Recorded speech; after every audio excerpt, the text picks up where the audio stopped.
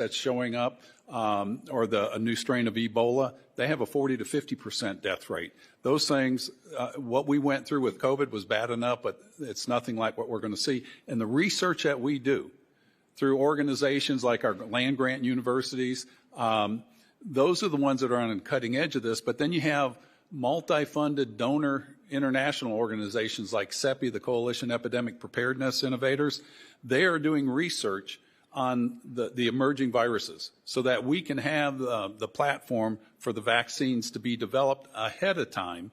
And this is that platform.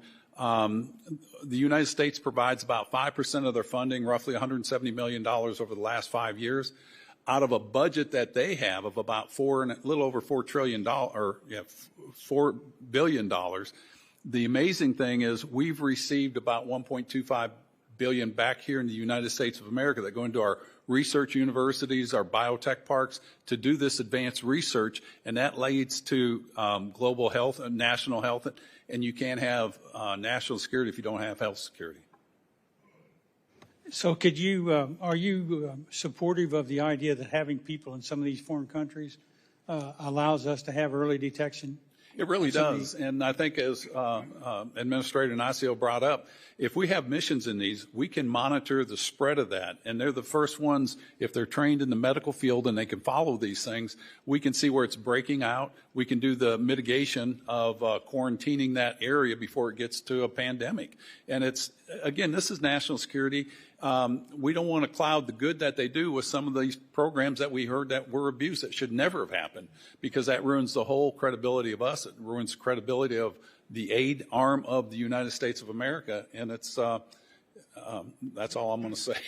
Thank you. Do either one of the other witnesses have a comment? We got about 28 seconds left. I agree with every single word of what Dr. Yo just said. He's absolutely correct. That's and good. I didn't think of adding in the zoonotic, the animal diseases, just from a veterinary point of view, in terms of monitoring. That's a very good idea. Stick around a while. I would just add that these are important ideas, but we also have to strengthen the capability of other countries to be able to do it on their own. Countries in Africa and Latin America, it's like year after year we're spending a ton of money and we're not getting ownership from these countries. And that, to me, is a better, more mature relationship. Thank you. Thank you. My time's up, and I yield back, Mr. Chairman. Thank you, Mr. Baird. Chair now recognizes Representative Jayapal. Thank you, Mr. Chairman. Over the past 2 weeks, the Trump administration and unelected billionaire Elon Musk have led a reckless and illegal attack on USAID, freezing funds for an agency that, in the past words of the Republicans' own witness, Mr. Primorak, quote, increase country self-reliance and resilience, all while advancing American values and interests. Stopping USAID's work jeopardizes millions of lives and billions of dollars of investments in American small businesses and farms, all while undermining our national security, diplomatic efforts, and global influence. It's great to be on this committee.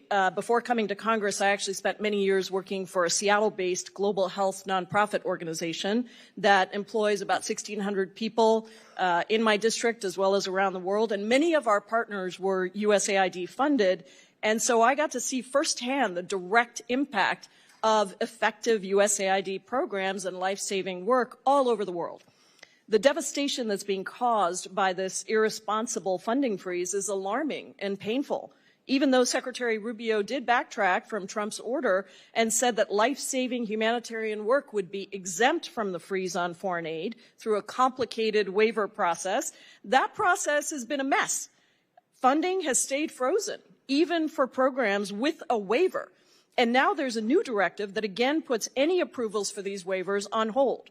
Drug deliveries have been stopped, life-saving food is rotting at ports, and we have abandoned people with experimental drugs and medical products in their bodies, cutting them off from the researchers who supervise their care. So let's be clear, this conspiracy theory-driven liquidation by DOJ is about trying to come up with spending cuts. That's the other committee I'm running back and forth between. However minor in the grand scheme of things, that they hope will finance the extension of Trump tax scam 2.0, the effort to make American taxpayers pay for tax cuts for the wealthiest.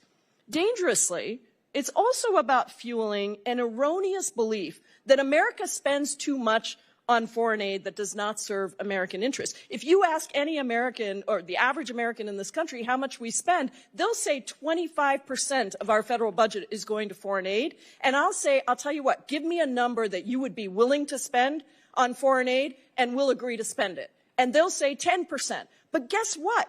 We actually don't even spend 0.75% of our entire federal budget on foreign assistance. And so the reality is that USAID spends much less than most Americans think, and the impact for that tiny amount of money is extremely important for our diplomatic efforts, for our national security, and for our relationships and global presence on the stage.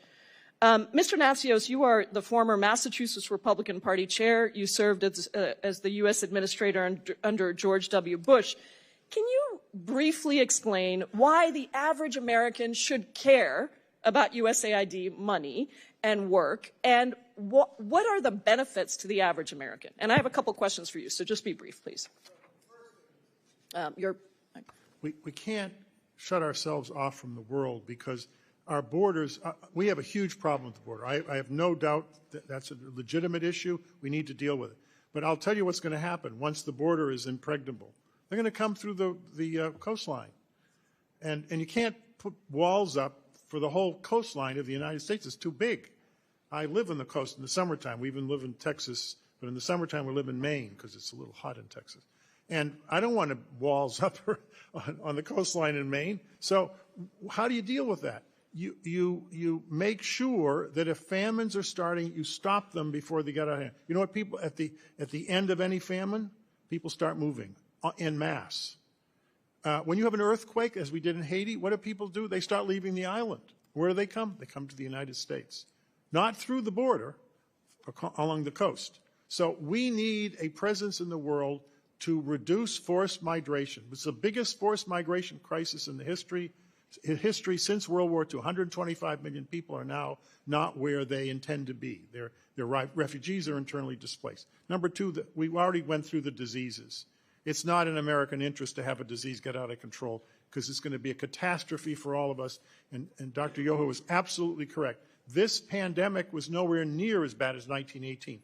5% of the world's population died in 1918 in 6 months. I'm going to stop you because I have one more question before I get to the end of my time. The waivers. Secretary Rubio said these waivers are there. Are they working? Even in PEPFAR, are they working? Are we getting money to these life-saving programs? I have spoken to the Christian NGOs because I know them. That's the community I come from. And they said they appreciate the waivers. They have the waivers. But they are not. There's no money flowing to them. That's what they told me. A waiver doesn't feed families. There's no reason families. why. Many of them are old friends of mine. They would not make this up. Thank you. I yield back. Thank you. I just want to congratulate RFK, who has just been confirmed by the Senate. Say congratulations, speaking of health, and say now Representative Self is recognized.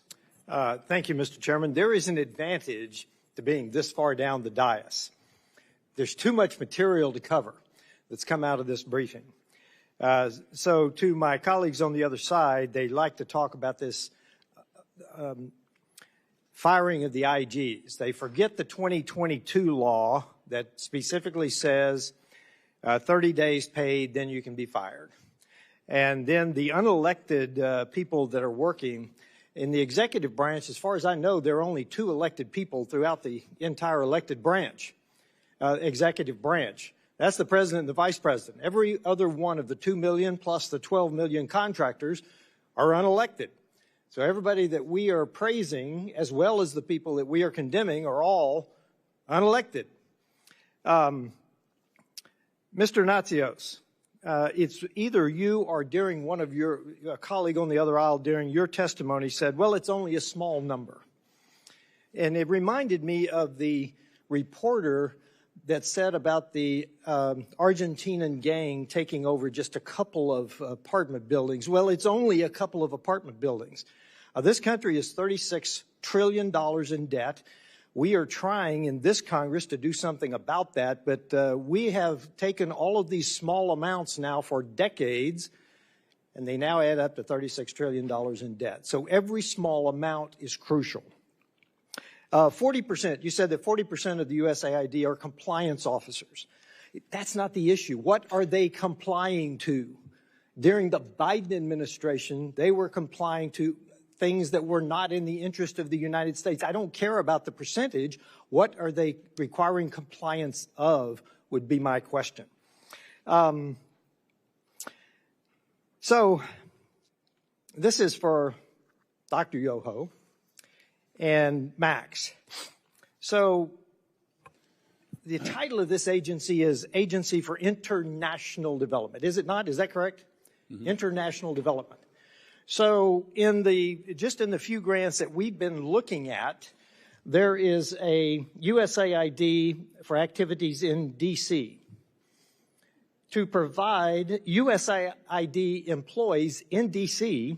with counseling, organizational resilience, wellness, and work-life balance. Now, I realize that D.C. might be different than the rest of the United States, but it's not international. We'll skip over and having worked in both the third world, Africa and the Middle East, we'll skip over the climate change because a poor country doesn't care about climate change. They care about survival. But I want to go to a USAID contract, excuse me, for activities in Albuquerque. And this is for you, Mr. Yoho, Dr. Yoho, excuse me. Emergency DEI support in Albuquerque. Now, I assume that's Albuquerque, New Mexico. So it was in 2022 through 2023. So it may have been in your last budget. Were you aware of emergency DEI support? Probably not. It's an unfair question. In Albuquerque. So, and then the last one I want to talk about is another USAID for activities in D.C. Now, this one is really interesting because it is to hire an LGBT advisor for the USAID's U.S. Personal Services Contractor Program. But the interesting thing about this is it is to undisclosed contractor. Wow. That one requires some sort of investigation. So my question is to you, Mr. Natsios, why do we have activities in the United States if this is international development? Well, I haven't read that, so I can't tell what's in, but I can tell you Microphone. Sorry. I can tell you I was in a commission. This is when I was teaching at Georgetown after I left AID. A number of officers came back from Afghanistan and Iraq whose colleagues had been murdered by Taliban. We lost a large number of contract staff in both countries, and they committed suicide. And so they created a commission, which they asked me to serve on, and I did, to see what we need to do when people come back. Because, and this is true for the military, my son was in Afghanistan. I was in the first Gulf War as a major in the Army Reserves that was mobilized. Actually, I was in the Bush administration. I left to go to Iraq. And there's a suicide problem in the U.S. military. So I believe, but I'm not sure, that may have been counseling, because they do it in an organized way. If they see depression when people come back from the field who've seen a lot of violence, then they put them through. I'll actually give you that, because you're right. We still have 17 military veterans that commit suicide every day. Right. I'm on the VA committee as well. I was in Afghanistan and the Gulf for Iraq. Let me mention the compliance officers, what they comply with. It's a very good question. The federal acquisition regulations, which were passed by the U.S. Congress, I might add, it's 2,000 pages long. I tried to read it when I was the aid administrator. I almost jumped out the 4-story window. They are so complicated. They're worse than the IRS code. We have to comply with them. When people say, well, why is the aid stuff so complicated? Let me stop you there, because leadership matters. And in the Biden administration, leadership came from the top. We will not, and Mr. Chairman, I yield back, but that is the central point. It's not the regulations, it's leadership at the top, and I yield back. Thank you, Mr. Self. Chair now recognizes Mr. Olszewski. Thank you, Mr. Chairman, and thank you all for being here and your service. I'll just start with a point my colleague just made about the Inspector Generals. In fact, there are provisions to remove an Inspector General, but again, they were not fired in any of these cases.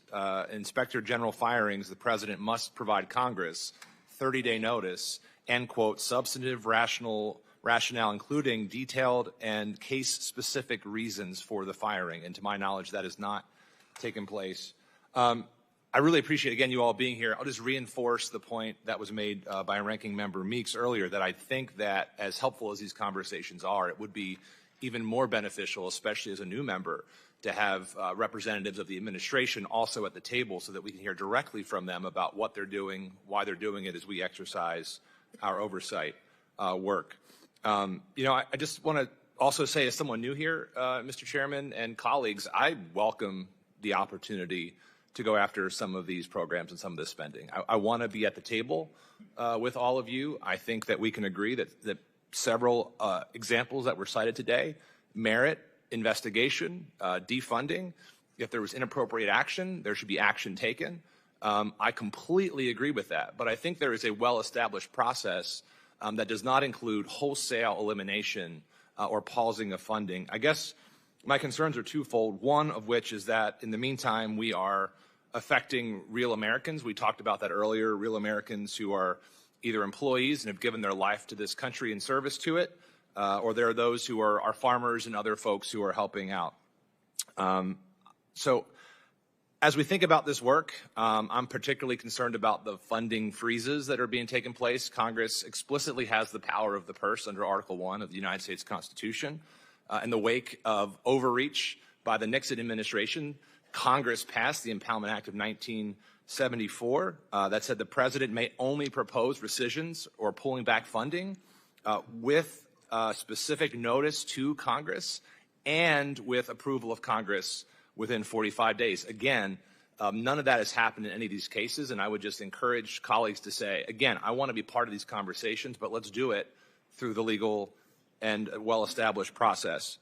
For those of you who don't know my background, before I was a state rep and a county executive, I was a school teacher, and so really believe in the power of education, both domestically and internationally. And one of the things that worries me, particularly now as a new member on the Subcommittee of Africa, is we know there are tens of millions of individuals on that continent who cannot read. There are tens of millions of children now not in school. There were programs that were being afforded 44 million learners, young people, under USAID supported programs were being taken place. So in addition to the democracy programs being defunded we talked about, my understanding is there's no waiver and there's no funding for education. I guess my question is, would education programs, and we can sort of do a yes or no, or if you keep your answer, like, do you see any concern for the education programs that were being supported by USAID? Do I see any concerns with them? Or I see the benefit that we had with the education. And when you go back to the 1961, they focused on agriculture and education. And as Mr. Nazio brought out, we used to educate leaders around the world that when we go around, as you go on delegations, they were educated here. There's over 300,000 students going to China. That used to not that many coming here in the past, but China has jumped on this and they see the value, and that effect from that will be 10 to 15 years down the road. Let me ask you let me show you or mention one major benefit of education that has to do with conflict. They've done studies of all these militias that are so vicious and so destabilizing all over the world. Almost all of them, the young men, are completely illiterate. They've never been to any schooling at all. And that's how they recruit them. Yep. When I was in Darfur as the special envoy, I noticed that. They didn't even know, they didn't know what the United States was. These people were that isolated from the world. They didn't know what Europe was. And that's not good. It's destabilizing, and it affects us when these groups start attacking. Sometimes they attack Americans. Yes. So. Just reclaiming a little bit of time. I completely agree with both of you. Thank you for that response. I think as we think about economic development, as we think about world security, people are less likely to endorse political violence to join those when they are educated. And so, as we're taking that step, I would just welcome, particularly you, Administrator Natsios, how you would go about through a legal framework if you were working in the position currently, if you could follow up this committee, how you would go through and actually make those changes to programs that are of concern without jeopardizing all of those other actions. Well, you can put some of it in statute, and I certainly would, but part of it is the two parties working together, which is when I was in office, the two parties they supported aid, and they helped me a lot, I have to tell you. And when we needed support, I got more support sometimes from the Hill than I did from the other branch. I'll that say I was sign me in. up and amen to that. Thank you, Mr. Chairman. I yield. Thank you, Representative Olszewski. And I would just say that the authority for Secretary Rubio to consolidate, reduce, eliminate, it does fall, though you were not here, in a law passed in the 2024 appropriations, SFOPS appropriations, section 7063, where you can expand, eliminate, consolidate, downsize, cover department and agencies, expand or reduce the size of permanent civil service, foreign service, the list goes on and on. And again, I would also remind everybody that all but 3 Democrats voted for that are on this committee that were here at the time. And I now recognize Representative Moylan. Thank you, Mr. Chairman. And as many of my colleagues previously mentioned, the U.S. Agency on International Development is in dire need of reform. And the chairman has already done an excellent job highlighting some of the wasteful and burden that has burdened the American taxpayer, both in this hearing and on YouTube. Yet, when we talk about how USAID betrayed the American people, it's also important to recognize some of the good USAID has accomplished when done right. Being from Indo-Pacific, I know the critical role that U.S. foreign aid has played in disaster response. As an example, when done right, USAID has provided much needed humanitarian assistance to Japan after the 2011 Fukushima disaster. Specifically, USAID deployed its disaster assistance response team to Japan for almost 2 months. With many similar examples elsewhere, USAID's track record in disaster assistance has proven to be a positive force when done right. As an alumni, I can also speak on the incredible partnership USAID provides to the University of Guam and other academic institutions by offering internships, fellowships, and grant opportunities. And when done right, USAID has made it possible for the U.S. to connect with other nations on a societal level. Now, as we look at America's diplomatic effectiveness, and when done right, I commend the opportunities that USAID has provided to students. These successes make USAID's wasteful programs all the more heartbreaking. For every stride the agency has made to prevent disease, they fund drag shows. For every country they have helped after disasters, they fund DEI seminars. My hope is that Secretary Rubio maintains what works, but hopefully it's clear that USAID needs to change. Dr. Yoho, your previous foreign affairs legislation highlighted the strong relationships between the U.S. and partner nations in Pacific and Asia. Where do you think USAID succeeded in this region, and where do you think it needs to improve? I think where it's succeeded, there's multiple examples of that. You look at the work they've done with organizations like CEPI or in the food programs and the educational programs like you brought up. Those create goodwill that make us stronger. Programs like we've heard talked about today drives nations away from us, and if they drive them away, it makes us weaker. So we need to focus on those.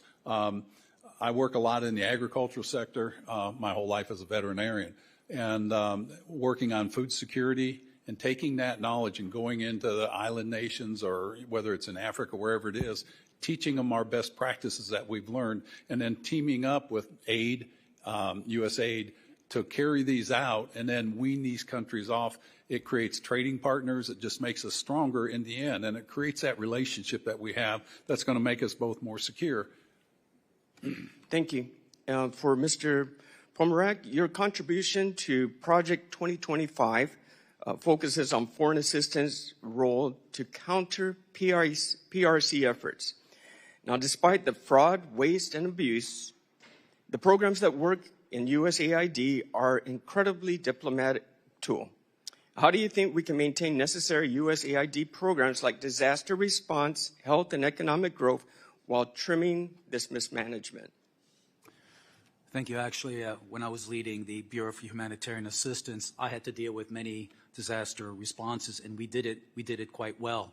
We also had a very good and robust counter China framework there. Unfortunately, the next administration just tore it all down.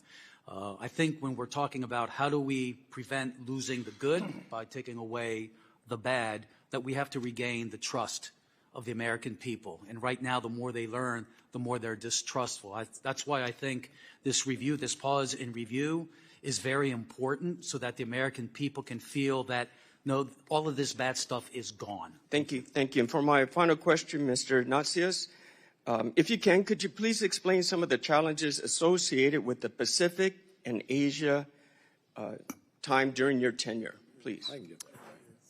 Well, China was not as big a threat when I was in office. In fact, Hu Jintao was very hopeful in getting the Sudanese government to be responsible because President Bush called him and asked him.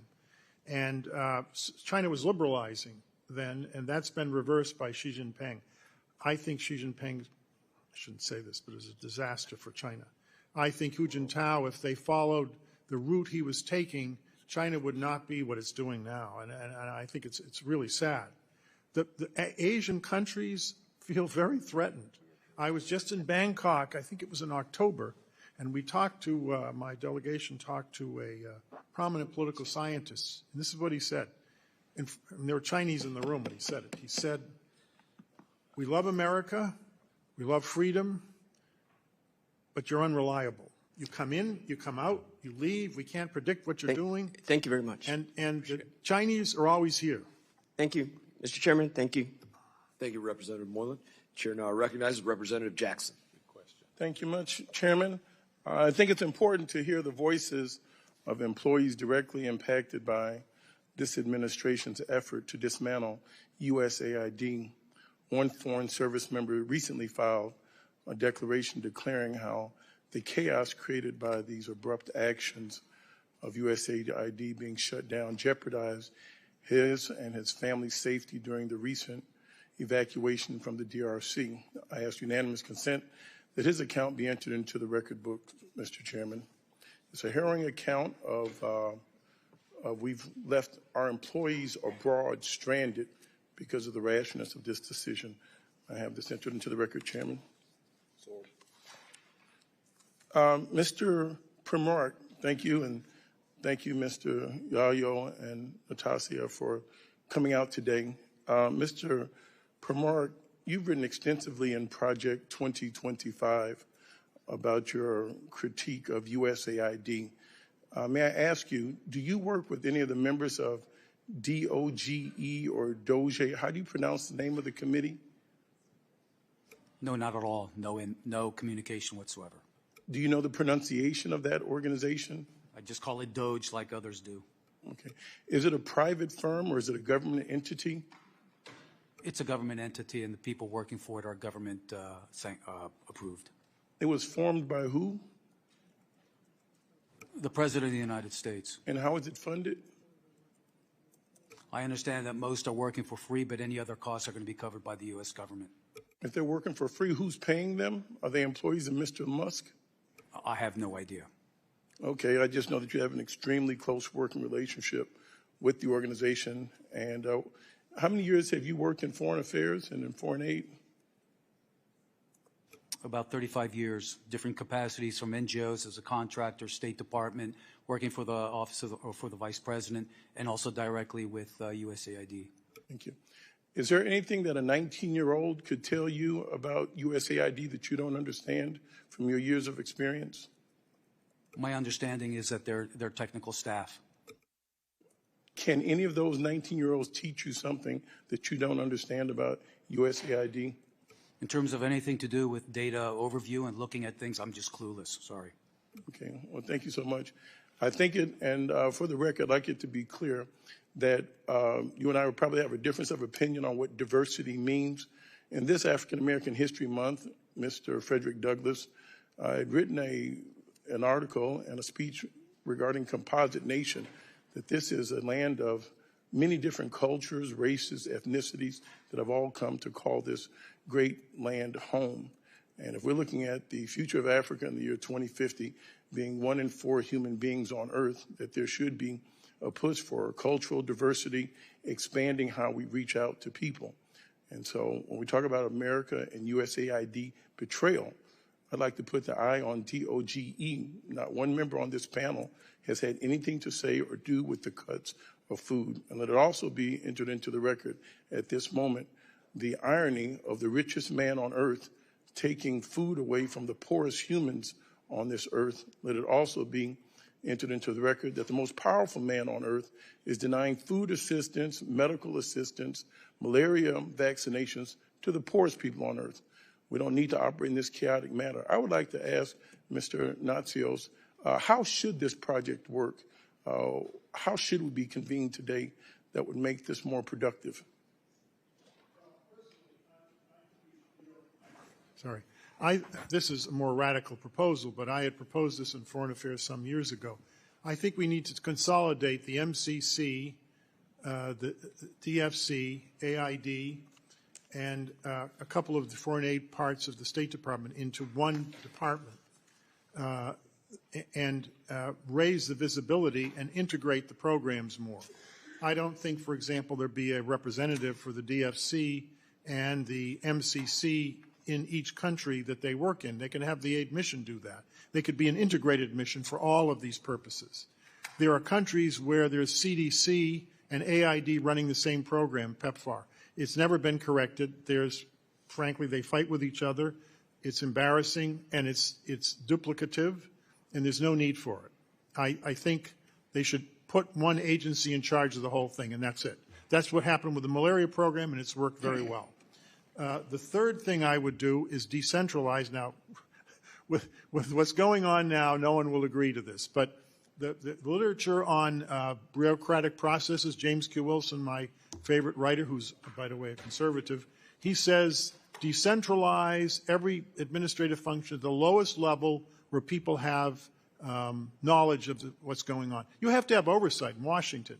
But AID during the Cold War was the most decentralized agency, and it drove the Russians crazy because the mission directors and the ambassadors could be responsive to the local president and the local prime minister, and that's one of the reasons we won the Cold War. We helped win the Cold War through AID because we were highly decentralized and very responsive. Right now, there are 275 earmarks in AID.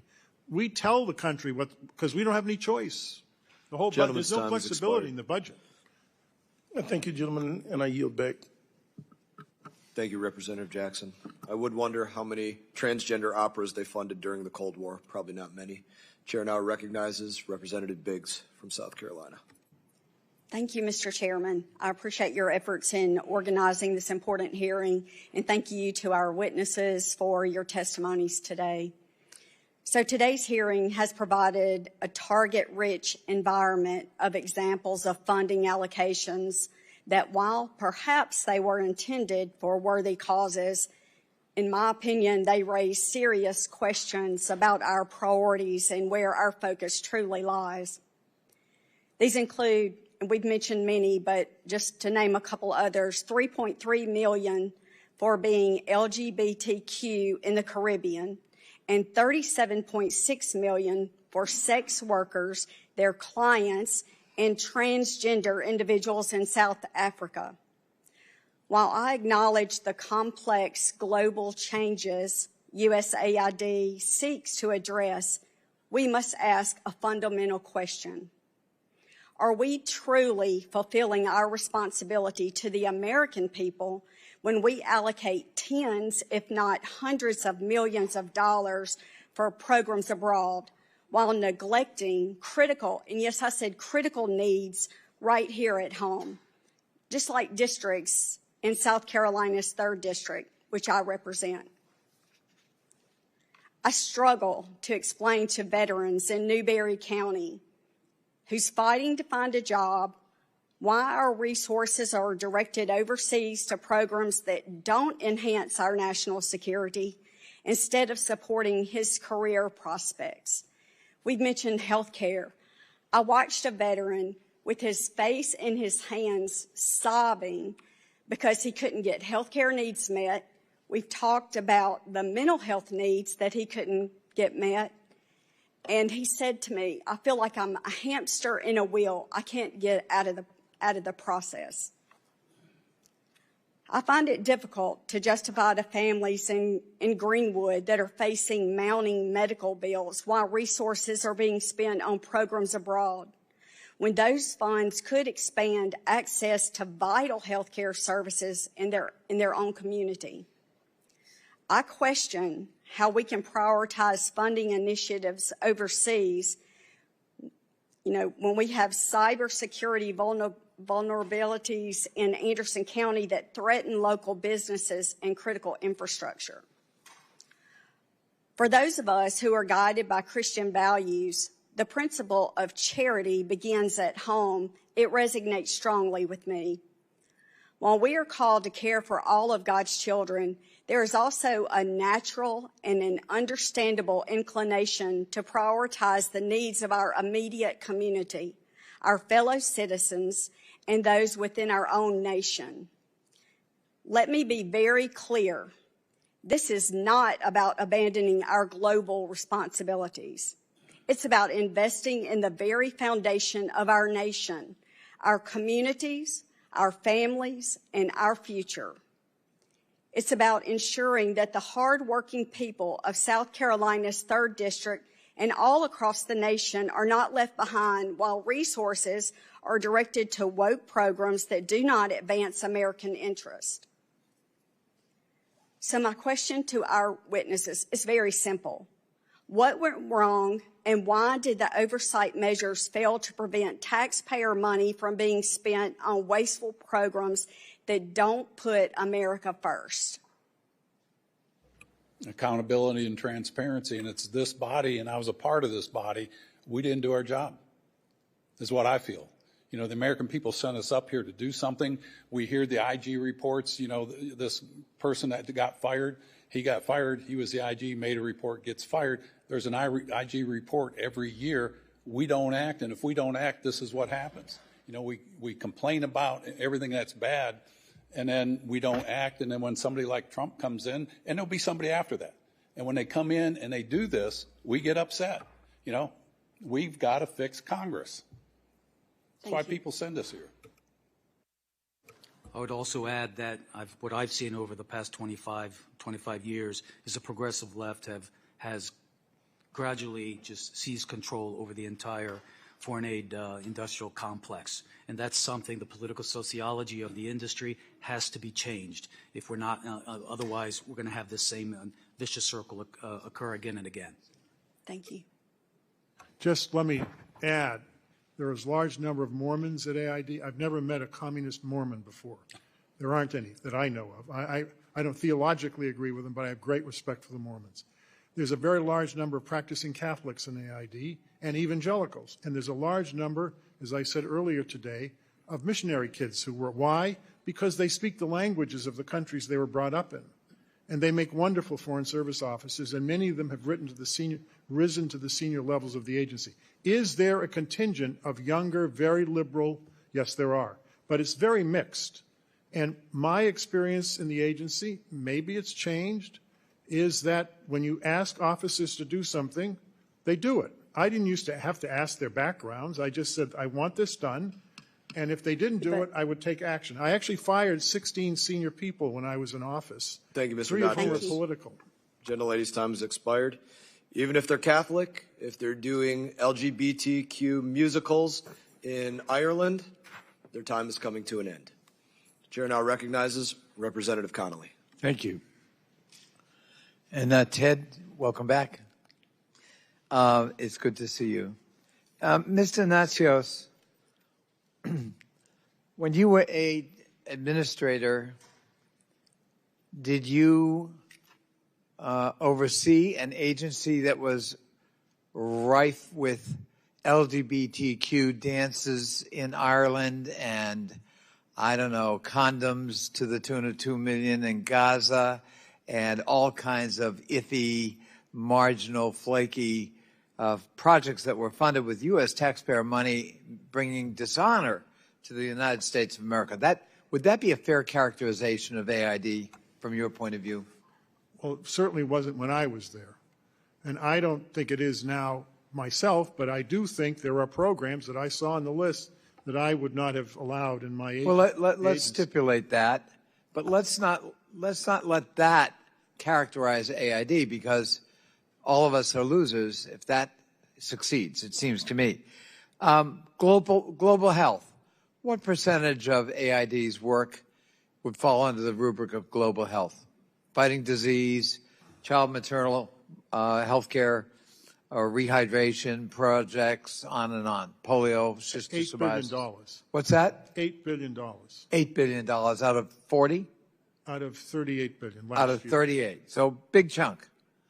What about food security and nutrition the programs? emergency response part of aid is now by far the largest. It's $15 billion. It just amazes me because it's so much more that I had when I was in office.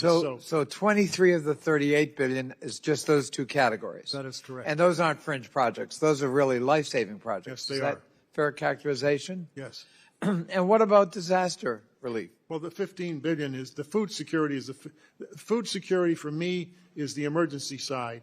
Agriculture is separate from that, and that's what I think you're talking about in the longer-term development sense. But when we're talking about disaster assistance, we're not only talking food. No. For example, my fire department is part of a FEMA AID relationship, Right. where they can go to trouble spots overseas and, again, try to save lives. Right. I don't know what part of the $15 billion is food versus what we call non-food assistance, which is usually emergency medical care and public health, like immunizing kids in refugee camps and that kind of thing. So I don't know the breakdown. So let's say one were sincere about wanting to clean up marginal, fringy projects that should never have been funded. Is the way to do that to basically announce we're going to fire 10,000 employees and leave 239 left? It is not.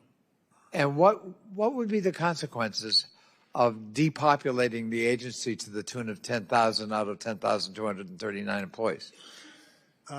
My experience, I've run 7 institutions in the last 50 years now. The 8 officers that I work with were among the smartest and the best managers that I've worked with, and the most creative, because the circumstances they deal with in the developing world are very challenging. I think losing career people is like losing the cadre of the military officers. It's a disaster for the United States. And the chairman seems to be under the impression that the appropriations bill provides blanket authority to Secretary of State Marco Rubio. I beg to differ. My view is that ultimately AID was established by statute in the Foreign Assistance Act of 1961 as amended. And if you want to dismantle or fold it into another organization, you must get statutory authority from the United States Congress, and we certainly will fight that out. Final point, Mr. Natsios, and maybe Ted Yoho, you may want to comment as well. I'm worried about the vacuum being created by these actions, that China is going to waltz right in there. They're already big actors. Now we, the United States, are going to make them even more so, and I struggle to see how that's in an American interest. Why don't you comment?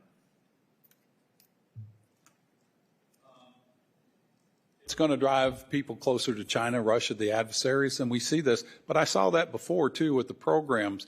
I had one of the past presidents of Ghana say that if we want aid, but if we have one party from the United States in power, they have a short list. If we have another one, it's a long list. He goes, if we go to China, they say, here's your money. But they said this, I would rather do business with the United States. That's something that we can take advantage, and we need to focus on those things, because that makes us stronger, safer, and more prosperous, not just here, but in those other countries. We need to get back to the basic mission here.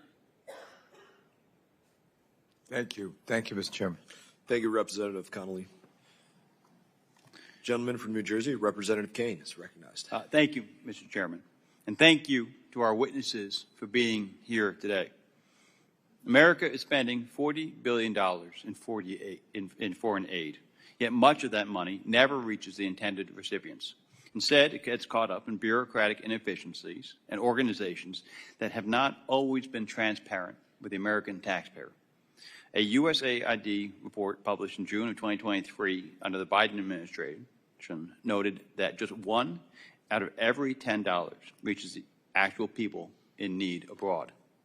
A recent study by the Middle East Forum revealed that USAID awarded $164 million in taxpayer funds to extremist organizations, including $122 million to groups linked to designated terrorist entities.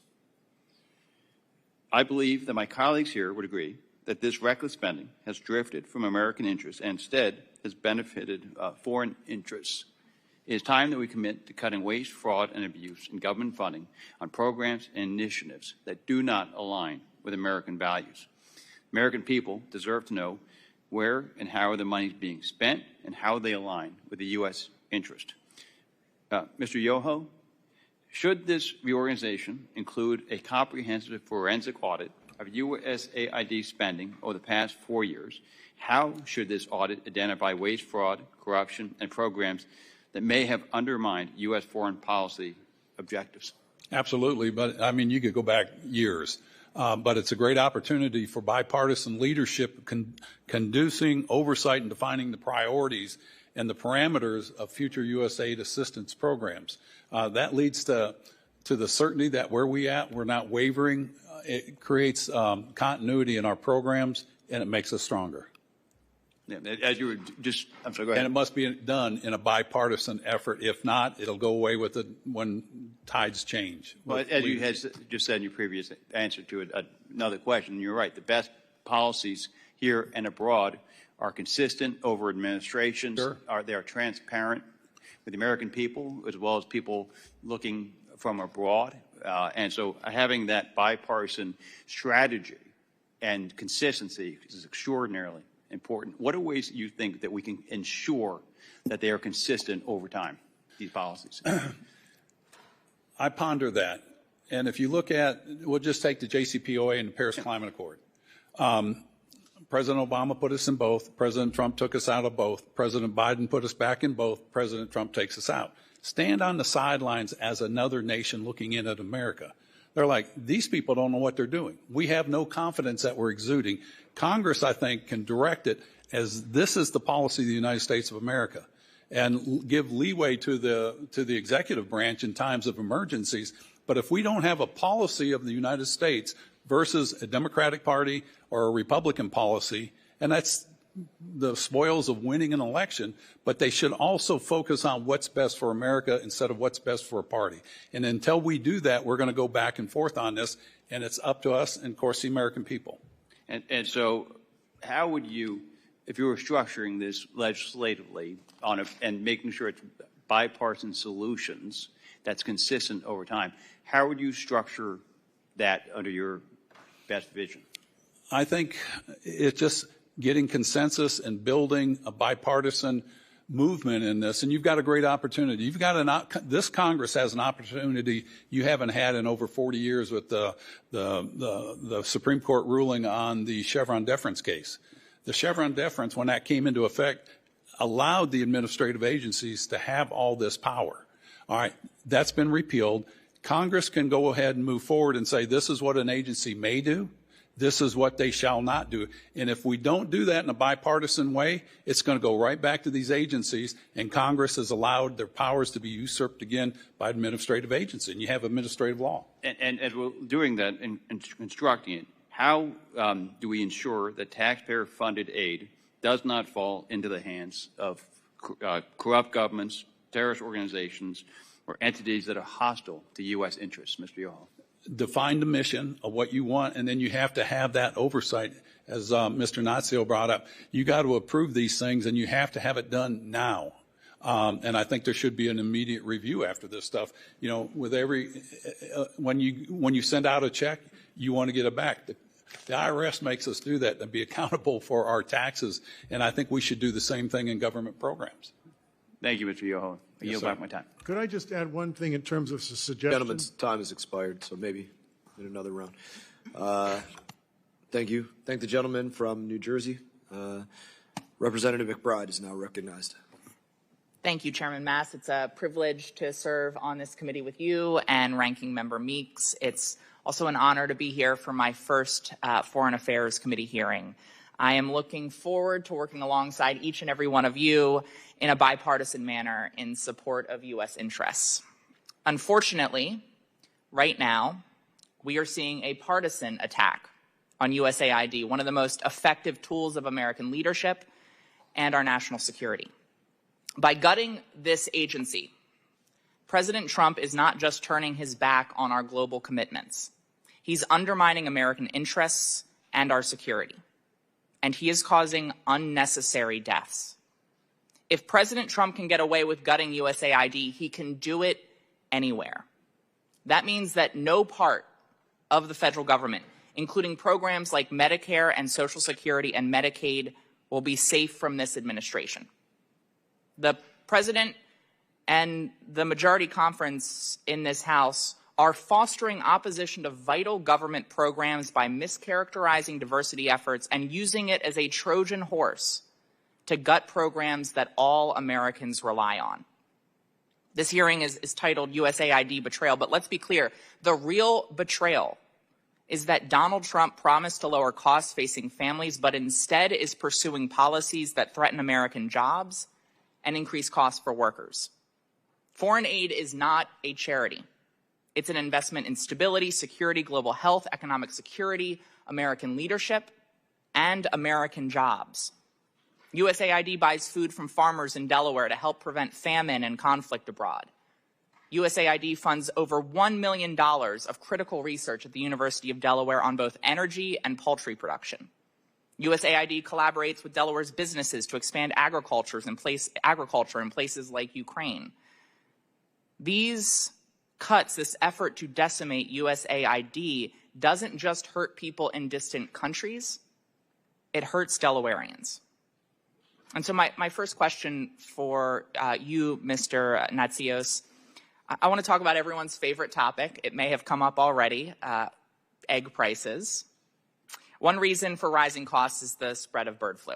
Yet this administration has stopped monitoring bird flu in 49 countries, increasing the risk of it spreading to the U.S. and decimating our poultry industry, a cornerstone of Delaware's economy. With USAID halting its efforts on bird flu, I'm curious what you believe could be the impact on egg prices and also, of course, the health of Americans. Well, I have said before that I think the 80 USAID missions that used to exist are our frontline defense for infectious disease generally, and I'm now convinced by Dr. Yoho that we should add in animal disease, zoonotic diseases, not that have jumped to humans, although that's a huge problem, but just that are in the animal kingdom because it affects our domesticated population of animals in the United States, whose food supply is critical to our health in the United States. So, and I might add to the developing world as well. We have had some very successful programs over the years to eliminate these zoonotic diseases in Africa and Central America, Mexico, and I think we should revive those. I know when Bush was president that they monitored all birds dying in Alaska because there's billions of birds, and we used to test them for virus. No, I didn't, but I think USDA tested them for viruses to see if bird flu was in the flocks, and then try to take action. So I think early warning systems in all areas are extremely important so we can do preparedness work to protect the American people. But we also, at the same time, be protecting people in the developing world, too. That's right. One quick question, because we've heard commentary about, quote, fringe programs at USAID. You acknowledge that there are programs at USAID now that you might not have approved in the past. I think we've already seen that there have been most gross mischaracterizations of programs, that there have been outright mistruths said about USAID programs right now, and that many of the sort of most outrageous things that we're hearing turn out not to be accurate. And you led, and I'm running out of time, but you led USAID when PEPFAR was created under President Bush. I'm curious if you believe that there are elements of PEPFAR, which have saved 25 million lives globally, that there are elements of PEPFAR that could be mischaracterized and sound a bit outrageous. I suppose there are. I actually wanted to include more local input into how they structured and how we structured the program in each country, because it's very standardized. And I'm not into central standardization in aid programs. I'm a decentralist. I guess I'm a federalist, you'd say, and I believe all development is local and that we should allow the countries more discretion as to how we structure the PEPFAR program. But I lost that battle 25 years ago, 23 years ago. If it were reauthorized, I'd add a lot more local discretion in terms of structuring the program. Representative's time has expired. Chair now recognizes Representative Radwagen. Thank you, Mr. Chairman. Talofa lava. I want to thank the three of you for testifying today. Congressman Yoho, it's good to see you. I want to thank you for all the good things that you've done in the region. You've been a true friend of the Pacific. In the past 2 weeks, independent Samoa and the Cook Islands have signed deals with the PRC. With Kiribati to the north, independent Samoa to the west, the Cook Islands to our east, my home district of American Samoa is now surrounded on 3 sides by China-friendly nations. I have a couple of questions. During the Trump administration and the Biden administration, the State Department and USAID proposed that USAID take over and manage U.S. economic assistance and federal programs and services to the 3 strategically vital Compact of Free Association allies, namely Palau, Marshall Islands, and Micronesia. We have made sure that was rejected because Congress has been providing all such assistance to those strategic partner island people through Interior Department since 1961, including under COFA since 1986. Now that assistance is appropriated so that Interior continues to actually administer these funds and programs under COFA for the next 20 years at least, and that will continue until Congress changes it. The state and those who have or will be exercising U.S. aid authorities understand that COFA economic assistance is not discretionary grants, but usually agreed to obligations that secure the highest level of strategic interests of the U.S. in the Pacific. Mr. Natsios? Any one of you are free to answer. Turn your mic on, please. Could you just repeat it? I couldn't quite hear your question. I'm running out of time now. I don't know whether the chairman will let me roll that back a bit. During the Trump administration and the Biden administration, the State Department and USAID proposed that USAID take over and manage U.S. economic assistance and federal programs and services to the 3 strategically vital Compact of Free Association allies, namely Palau, Marshall Islands, and Micronesia. We made sure that was rejected because Congress has been providing all such assistance to those strategic partner island people through Interior Department since 1961, including under COFA since 1986. Now that assistance is appropriated so that Interior continues to actually administer these funds and programs under COFA for the next 20 years at least, and that'll continue until Congress changes it. Does state and those who have or will be exercising U.S. aid authorities understand that COFA economic assistance is not discretionary grants, but usually agreed obligations that secure the highest level of strategic interests of U.S. in the Pacific? Congresswoman, I don't know a lot about how the program works now, so I don't want to render a judgment. I would have some outside group that all of you agreed to evaluate the Interior program and then ask AID how it might change it, and then you decide. But I wouldn't dismiss AID, but if you are really devoted to the Interior option, then you keep it. Thank you. My time is so brief, and you had me repeat a long question. I'm sorry. Congressman Yoho? Yeah, same question. Yes. The compact has worked pretty well. and I think you guys vote on it and you determine your destiny of what you want to do, I would use USAID or whatever entity comes back as a facilitator, but I would certainly engage DFC, MCC to do those structural projects that you need that really boost your economy down there. Do you think with the reforms for traditional USAID foreign assistance now underway that the role of agencies like the U.S. government's Development Finance Corporation that was mentioned earlier will become more important as instruments of U.S. foreign relations, or do DFC and similar agencies that harness private sector investment also need to be reformed? DFC was modeled after the Marshall Plan, which creates jobs in the private sector overseas instead of handing out grants. That can create markets for U.S. exports. Sure. So while we're promoting foreign investment in the U.S., should we also be promoting U.S. investment overseas to create jobs back here at home? What direction are we headed in this regard? It's imperative that we do that. We need to revamp the reauthorization of the DFC. And if you look at post-World War II, if we did not come in there with a Marshall Plan or something like that, would Germany, Japan, Vietnam, South Korea, and the other countries that benefited from that, would they be in our top 20 trading partners? And if we didn't do that, who would have been in there to do that? It's either going to be our influence with our values, or it's going to be the other people, and we don't want they're authoritarian, and it'll be a disaster for the world. Liberty and freedom will go away. Mr. Primorak, do you have anything you'd like to add? Communist China cannot compete with our private sector. It's massive. When you include our allies in Japan and elsewhere, it's overwhelming. China cannot come close. So DFC as that tool to be able to bring in that kind of capital power, I think is a perfect solution. Thank you. Mr. Natsios? Oh, Congressman? Do you have anything to add, Mr. Natsios? Gentlelady's time has expired. Gentlelady's time has expired. Gentlelady's Gentlelady's time has expired. Thank you, Mr. Chairman. Mr. Chairman, can we get a bathroom break? Can you Two hold of it? us are 70 plus. Can you hold it for two individuals or no?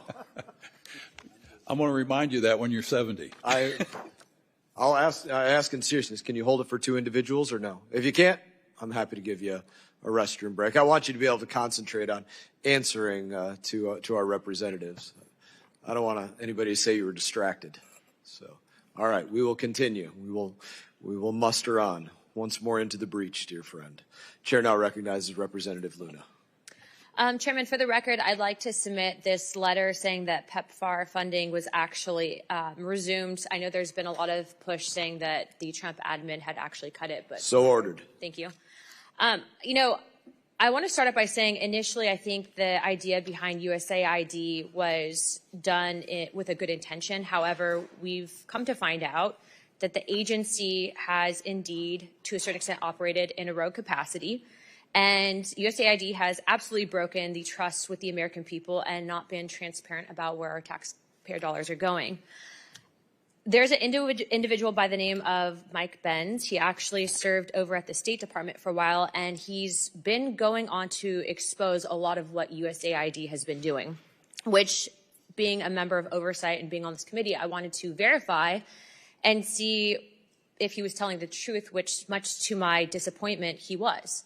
And I say that because I'm disappointed that our taxpayer dollars are funding some of these items. I mean, to just put this in perspective, in 2021, the Special Operations Command under Mark Milley, as chairman of the Joint Chiefs, put out an instruction manual, a vision for 2021 and beyond, that contained instructions and examples on how the military could work with the State Department, Intel Services, and USAID using race riots. Here's examples of some of the instruction manuals here, 1 and 2, in order to destabilize nations. In addition to that, they advocated for setting up job fairs near some of these riots so that disaffected workers could gain employment. Now, as a member of Congress, I ask myself, did anyone in USAID get elected to Congress? How about to a presidency? When you are acting in the shadows and you are destabilizing nations using race wars to do it and then advocating that the military does it, in my opinion, not only do you put the future generations that would have to fight in those wars in jeopardy, but at the end of the day, you're operating without any oversight. So I guess the question for you guys is, Mr. Natsios, is that something that you were aware of? Are you aware that that instruction manual is being promoted not just with the military under Milley, but that USAID may be operating in this capacity? Because in my opinion, and I'm sure I speak on behalf of many of my constituents, I don't think that's where our taxpayer dollars need to be going. Well, I completely agree with you. Personally, I doubt very much that what you've been told is accurate. But let me just I'm telling you right now, I brought the receipts, okay? And the reason, I'm not trying to argue with you, but I find this disturbing on so many capacities. And I would like to also just, if I can, sir, Mike Benz, what he's exposing and bringing receipts, I've confirmed it. Thank you for doing that on behalf of the American people, because I understand that when you take on the intelligence agencies, we're also now finding that apparently in this manual that they're also advocating for social media campaigns illuminating controversy to a global audience. I mean, using disinformation campaigns.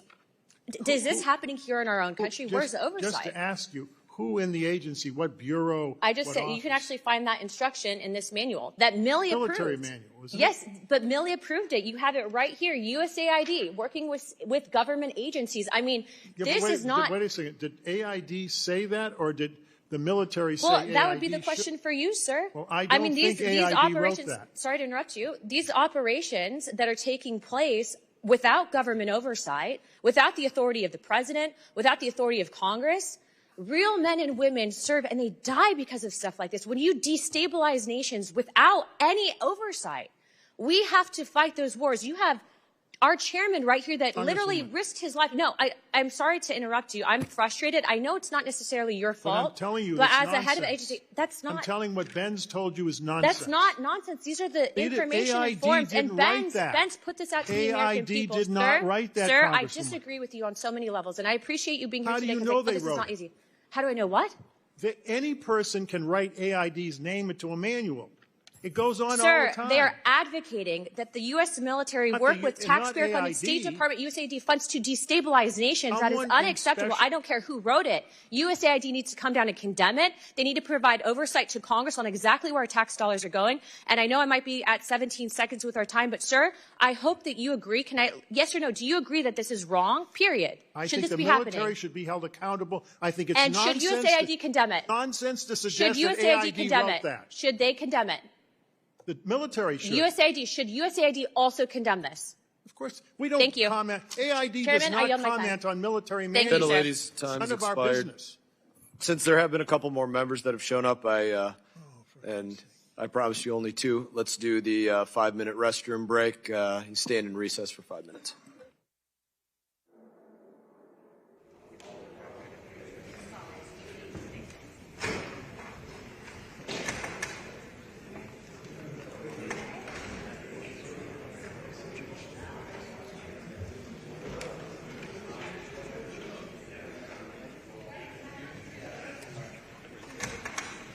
better want to throw yours up? Or do you want to throw his up? I'll throw yours.